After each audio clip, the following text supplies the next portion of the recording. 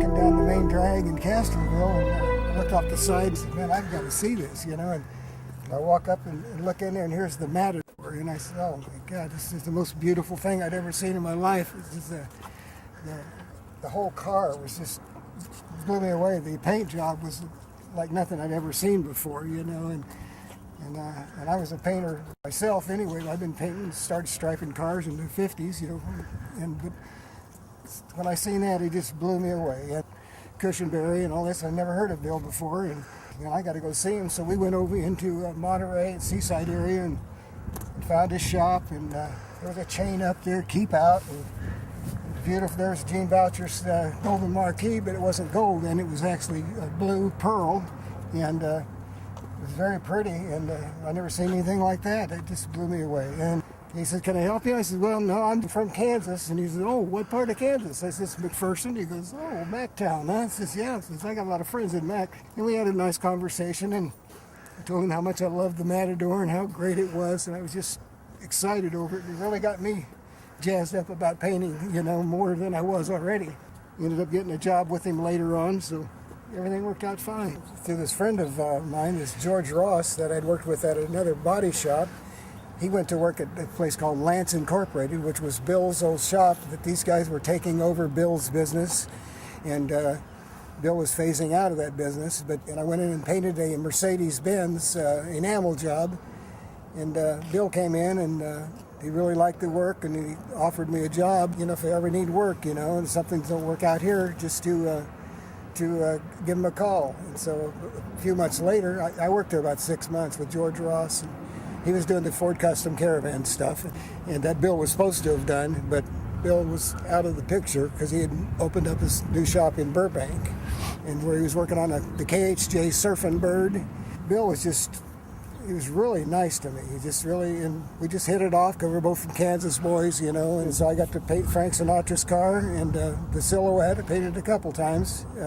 We had to get it ready. In 9 weeks, we had to have Sinatra's car done, and we had to have the Silhouette painted, and heading out for St. Louis, Missouri for the big show at the Kiel Auditorium in St. Louis. It had been on the show circuit for quite a while. It'd been set for a few years. He'd had it leased out, and then he got it back and restored again. The first time I had seen this thing, Bill he asked me, he said, have you seen my little aluminum car? I says, no, I haven't yet, but I heard somebody say something about it. It was in the back room, and I didn't want to go, and it's no taller than this, you know. And it's just beautiful, and all this aluminum work on it, and then these beautiful elliptical wheel wells that was just done, and all this beautiful gas welding. I was so impressed with all of the metal work and everything, and the bubble top. It's just a very pretty car. This is in North Hollywood, right where Vineland and Lancashire crisscross. Lance Incorporated, these the two fellows from Boston that Bill partnered up with, but the partnership went sour, so that's when Bill left. And I'm not really sure of where the car actually started its construction, you know, but I knew it was pretty well on its way when I seen it. I think it just came from Monterey, where this Roden, an artist, ROT, yeah, I'd seen a sketch that he had done of the car, and he was from that area, I think. Keep it simple. So the car probably was started there, and then when he moved down, he brought it back up here, and then he had been there for a year or so already, so I'm not aware of that time span, how much was done on the car. Lance moved in, and they offered a partnership and going to help bail him out of every money problems and stuff.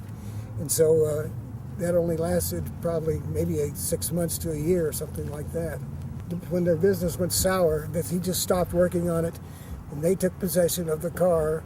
And he just went ahead and moved over to Burbank Boulevard, and opened up his shop over there, where he did the Batmobile and the KHJ Surfing Bird and a few other cars. He didn't want anybody else finishing his car without his input, you know. Nobody touched the car. Yeah. But he loved the car. I mean, we always went and doodle on napkins about different little things he had planned to do with it and all this. And he's always a great artist, too, doodling like that. Still drawing up plans about things he'd like to do to it and stuff like that, but the car wasn't his anymore to do it, but he didn't want anybody else to work on it, you know. In '74, I moved from Ventura back to Bakersfield and opened up a shop on Buck Owens Boulevard there, and it was, and I asked Bill if he wanted to come down and work out of the shop. So we were together a couple of years there, and he kind of gave up on customs completely for a while and just went into Porsches, strictly just doing Porsches and stuff for a few years. And Porsches, strictly just doing Porsches and stuff for a few years. And Porsches, strictly just doing Porsches and stuff for a few years. And Porsches, strictly just doing Porsches and stuff for a few years.